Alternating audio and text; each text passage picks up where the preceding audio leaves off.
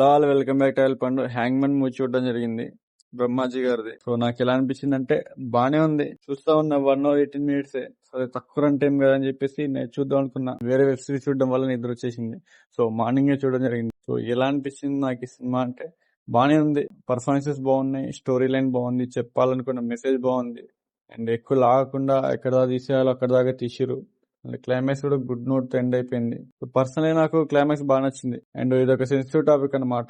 ఇది ఒక డాక్యుమెంటరీ లా నడుస్తూ ఉంటది, కానీ డాక్యుమెంటరీ కాదు, రియల్ స్టోరీ లానే ఉంటది, కానీ రియల్ స్టోరీ కాదు. ఇక పాస్టర్స్ అంటే బ్రహ్మాజీ గారి పర్ఫార్మెన్స్, రేప్ చేశారు కదా 4 మెంబర్స్, వాళ్ళ పర్ఫార్మెన్స్, లీడ్ పేర్లు ఉంటారు ఇద్దరు ప్రేమికులు, వాళ్ళ పర్ఫార్మెన్స్, సపోర్టింగ్ క్యాస్ట్ అంతా బానే ఉంటది.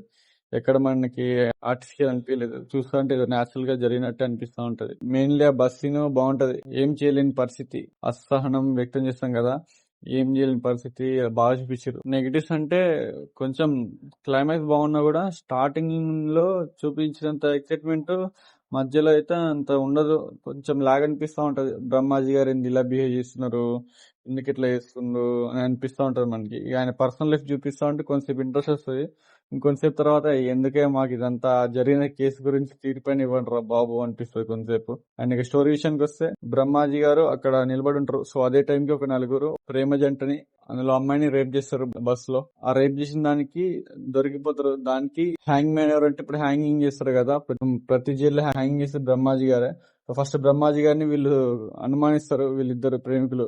సో ఆయన అక్కడి నుంచి వెళ్ళిపోయిన తర్వాత బస్ ఎక్కిన తర్వాత బస్ లో ఒక నలుగురు ఈమెను రేప్ చేస్తారు అతన్ని కొట్టి. అది స్టోరీ. సో వాళ్ళకి శిక్ష పడిందా లేదా అనేది మూవీ యొక్క స్టోరీ. సో నాకైతే బాగా అనిపించింది. క్లైమాక్స్ లో కూడా అసలు ఎందుకు రేపు చేస్తారు, అసలు వాళ్ళ మోటివ్ ఏంది తెలుసుకోవాలి కదా అని చెప్పేసి బాగా చేసిరు క్వశ్చన్లు. కానీ చూస్తాను నేను నిన్న మంత్రిలో హ్యాంగింగ్ ముందు అడతారు క్వశ్చన్లు, కొంచెం అట్లా అనిపించింది చూస్తా ఉంటే. దానికి కొంచెం కాపీ కొట్టరేమో అనిపించింది, కానీ క్లైమాక్స్ బాగానే ఉంది.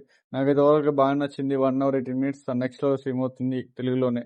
చూడండి, చూసిన తర్వాత ఏమనిపించింది కింద కామెంట్ చేయండి. And that's all about this review. Please subscribe and love you all. Signing off. By by.